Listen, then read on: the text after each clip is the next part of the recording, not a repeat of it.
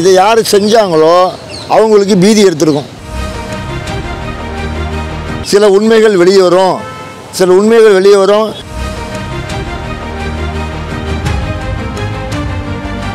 அப்படின்னு வரும்போது அவருக்கே புரியுது இதில் ஏதோ அரசியல் உள்குத்து இருக்கு அப்படின்ட்டு.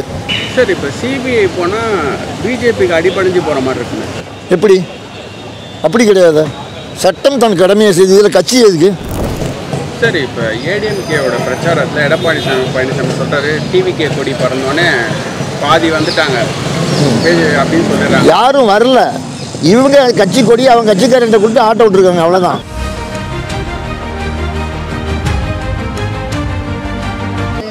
குடும்பங்களையும் நாங்கள் தத்தெடுக்க போகிறோம் அப்படின்னு சொல்லிட்டு, அதாவது இதுவரைக்கும் உலகத்திலேயே எந்த தலைவரும் செய்யாத விஜய் செஞ்சுருக்கிறாரு. விஜய் இத்தனை நாள் கஷ்டப்பட்டது ஏன்னா இன்றைக்கி நேற்று எல்லோரும் 2 வருஷ கட்சி வச்சுக்கிறீங்க. 10 வருஷ உழைப்பு சொல்லுவாங்க. பாதுகாப்பு குழு ஏற்கனவே உண்டானதுக்கு துப்பு இல்லை பாதுகாக்க. தேர்தல் வாக்குறுதி கொடுத்தவங்களே பாதி வேலையை செய்யலை.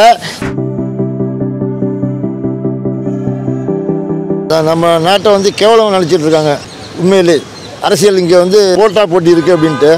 அதாவது ஒரு 2வது ஜட்ஜ்மெண்ட்டு வந்து எனக்கு தெரிஞ்சு வந்து ஒரு நல்ல நீதிபதி. 2வது அவர் வந்து எப்படி தெளிவாக பதில் கொடுத்துருக்காரு. இந்த சென்னை ஹைகோர்ட் இதை எடுத்துருக்கக்கூடாது, இது நடந்தது கரூர் இல்லையா, அதுக்கு மதுரை கோர்ட்டில் தான் அந்த முடிவு எடுத்துருக்கணும் அப்படின்னு சொல்லியிருக்காரு.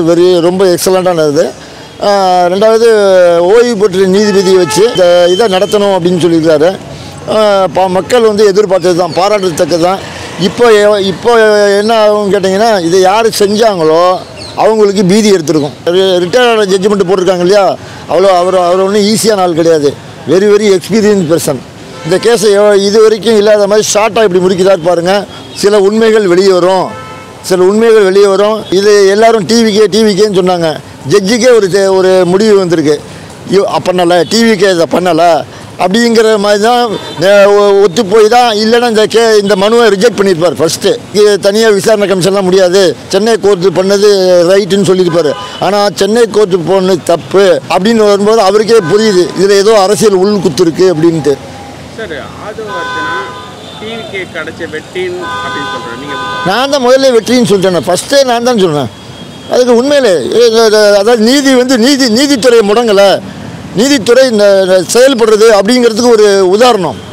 இது நம்ம தமிழ்நாட்டுக்கே பெருமை, இந்தியாவுக்கே பெருமை. இன்னும் 2 பேரில் 41 பேர் இறந்துருக்காங்க. அதை வந்து அசால்ட்டாக விடாமல் உச்ச நீதியுமே வந்து வழங்கியிருக்கு. இது பெருமைத்தக்க விஷயம். மக்களுக்கு வந்து நீதி மேலே ஒரு நம்பிக்கை வந்திருக்கு. அது அந்த 2 பேருமே சொல்லியிருக்கேன். நான் இதில் பார்த்தேன், அது வந்து வீடியோ கான்ஃபரன்ஸில் போட்டிருந்தாங்க. அதுக்கு அவர் என்ன சொல்லியிருக்காரு நீதிபதி, நான் உங்களை நீங்கள் சொன்னதை என்னுடைய பார்வைக்கு நான் எடுத்திருக்கேன்னு அதுவும் சொல்லியிருக்கிறாரு அவங்களுக்கு. சரி, இப்போ சிபிஐ போனால் பிஜேபிக்கு அடிபணிஞ்சு போகிற மாதிரி இருக்குங்க. எப்படி? அப்படி கிடையாது. சட்டம் தன் கடமையை செய்து இதில் கட்சி எதுக்கு? ஏன் கட்சியை இன்வால்வ் பண்ணுறீங்க? நீதிமன்றத்தை நம்ம குறை சொல்ல முடியாது, நீதிபதியும் நம்ம குறை சொல்ல முடியாது. இது வந்து உச்ச நீதிமன்றம். அதாவது ஒவ்வொரு வழக்கும் உச்ச நீதிமன்றம் தான் முடிவு எடுக்குது. நீங்கள் கீழ்கோர்ட்டில் ஜெயிச்சிடலாம், மேல்கோர்ட்டில் தப்பிக்கிறது கஷ்டம்.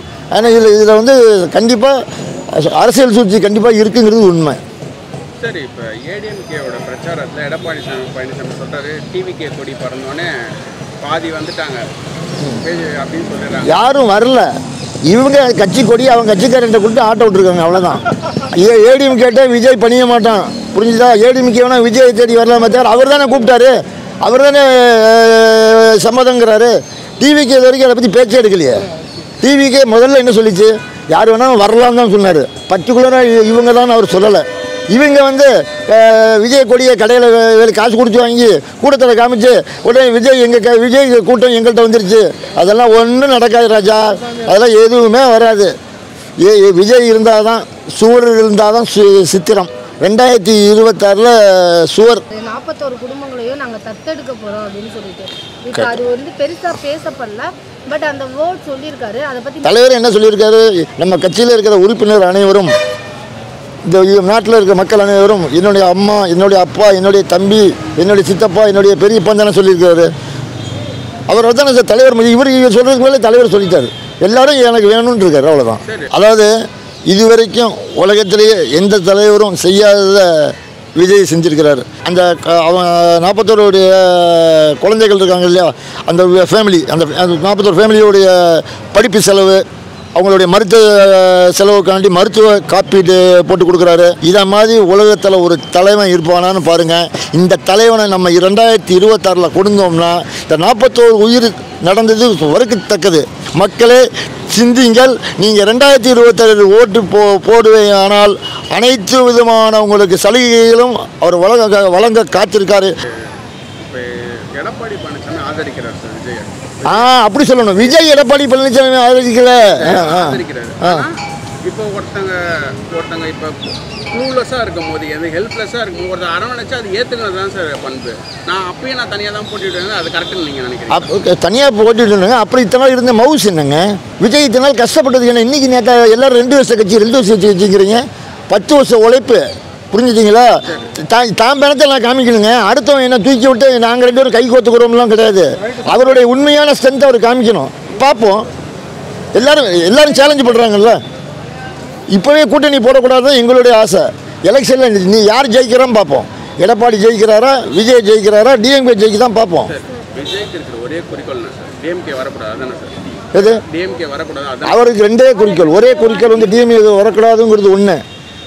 2வது இந்த இதுவரைக்கும் நடந்த ஆட்சியில் உள்ள தவறுகளை என் ஆட்சியில் நடக்கக்கூடாதுன்னு சொல்கிறார் அவர். அவ்வளோதான். 2 பாயிண்ட்டு. அதான் சரி. இப்போ வீட்டில் ஒரு இலவு விழுந்துருச்சுன்னா வெளியே சுற்றி பார்ப்பாங்களா? தேட்டருக்கெல்லாம் போவாங்களா? 13 நாள் காரியம் முடிகிற வரைக்கும் வெளியே போக மாட்டாங்க. அதே மாதிரி தான் இது மக்களாக எல்லாரும் பழகிருக்கும். பயந்து ஓட்டுறது அப்படிலாம் கிடையாது. இப்போ என்னையே தான் சொன்னாங்க. எனக்கே மனசு கஷ்டம். இடையில உடம்பு சரியில்லை. உடனே இவர் டிவியில் பேட்டி கொடுக்குறாரு. இப்போ யாரோ மிரட்டி இருப்பாங்க அப்படின்னாங்க. இதெல்லாம் சொல்கிறதுக்கெல்லாம் அவசியமே இல்லைங்க. எனக்கு பர்சனல் வேலை இருக்கும். 4 நாள் நான் வராமல் இருப்பேன். அதுக்கு முந்தின நாள் பேட்டி கொடுத்துருப்பேன். உடனே நான் பேட்டி கொடுத்தேன். இப்போ என்னை மிரட்டிட்டாங்க, சாமியை மிரட்டிட்டாங்க சொல்ல தான் செய்கிறாங்க. இதே பாட்டி பிச்சாரில் சொல்ல தான் செய்கிறாங்க. சென்னையிலையும் என்னை சொல்ல தான் செய்கிறாங்க. இப்போ சம்பவம் நடந்த அன்னைக்கு அவர் திருச்சிலையாச்சும் இருந்து அரஸ்ட் பண்ணாலும் பரவாயில்லன்னு போய் பார்த்துருக்கணும் அப்படின்னு நிறைய பேர் கருத்து சொல்லுவாங்க. பாதுகாப்பு குழு ஏற்கனவே உண்டானதுக்கு துப்பு இல்லை பாதுகாக்க. இதில் வேற இவர் திருச்சியில் இருப்பார். இன்னும் திருச்சியில் ஒரு கூட்டம் கூடும். நான் ஆள் திருப்பி எவனோ ஆள் அனுப்புவான். உள்ள 4 பேர் 5 பேர் மிதிப்பான். உடனே விஜய் வந்து திருச்சிக்கு வந்தாலும் 4 பேர் சாவும்பைங்க. ஏங்க அதுக்கு தான் நாங்கள் கோர்ட்டில் நாடி இருக்கோம். இப்போ கோர்ட்டை நாங்கள் நாடி எதுக்கு? இப்போ கோர்ட்டு மூலமாக பாதுகாப்பு கொடுக்க சொல்லி கரூர் போவோம். அவர் வரணும்னு அவசியம் இல்லை. அவர் ஏற்கனவே சொல்லியிருக்காங்க அங்கே ஃபேமிலியே. அவர் வரணும்னு அவசியம் இல்லை. அனுதாபம் போகிறோம். அவர் வந்தால் பாதுகாப்பு இல்லை அப்படின்னு அவங்களே பேட்டி கொடுத்துருக்காங்களே. சரி வர முடியலாச்சும் பரவாயில்ல. எனக்கு 20 லட்சம் மட்டும் கொடுத்துருக்கலாம். யார் கொடுக்கல? யார் கொடுக்கல?